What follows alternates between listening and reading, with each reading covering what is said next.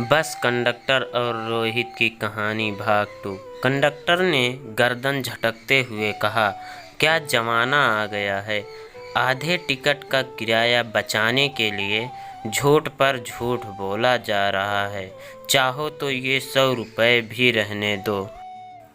रोहित के पिताजी को गुस्सा आ गया। बोले, क्यों रहने दो? बच्चे का आधा टिकट लगता है, फिर हम क्यों पूरा टिकट लें? कंडक्टर तो जैसे बहस ही करना चाहता था।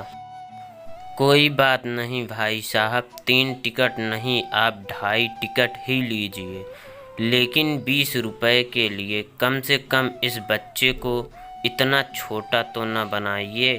किसी से भी पूछ लीजिए, ये 10 साल से अधिक का बच्चा है। आप भी क्या उसे घर से सिखा कर ले आए हैं कि चुप ही रहना, जबान न खोलना? देखो तो कैसा चुप्पी साधे बैठा है।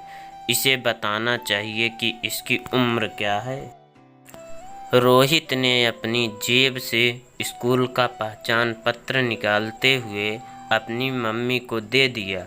रोहित की मम्मी ने कहा, 1 मिनट भाई साहब, ये लो हमारे रोहित का पहचान पत्र। इसमें इसकी क्लास भी लिखी है और इसकी जन्म तिथि भी। कंडक्टर ने रोहित का पहचान पत्र देखा और उस पर रोहित की चस्पा फोटो को भी गौर से देखा। फिर हिचकते हुए बोला, इस कार्ड के हिसाब से तो रोहित 7 साल का ही है, लेकिन कद काठी से ये काफ़ी बड़ा दिखाई दे रहा है। तभी रोहित दोनों हाथों के इशारे से और अपने चेहरे के हाव भाव से अपनी मम्मी को कुछ जताने की कोशिश करने लगा।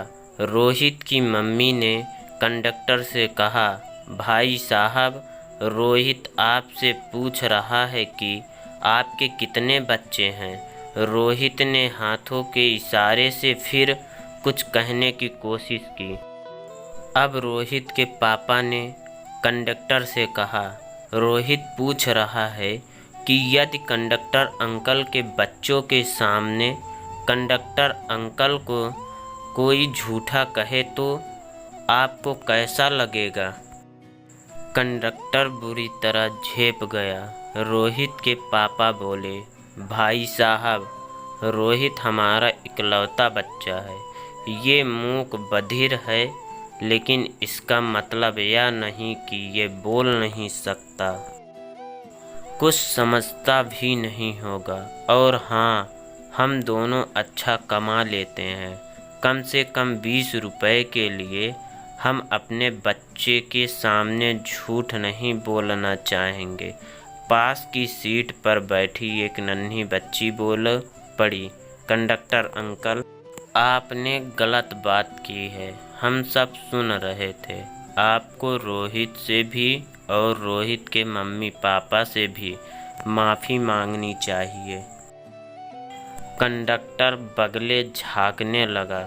उसने एक पल की देरी भी नहीं की और माफ़ी मांगकर अपनी सीट पर जाकर बैठ गया। दोस्तों, अगर हमारा वीडियो आपको पसंद आया है तो हमारे चैनल को सब्सक्राइब कीजिए और लाइक कीजिए और शेयर कीजिए।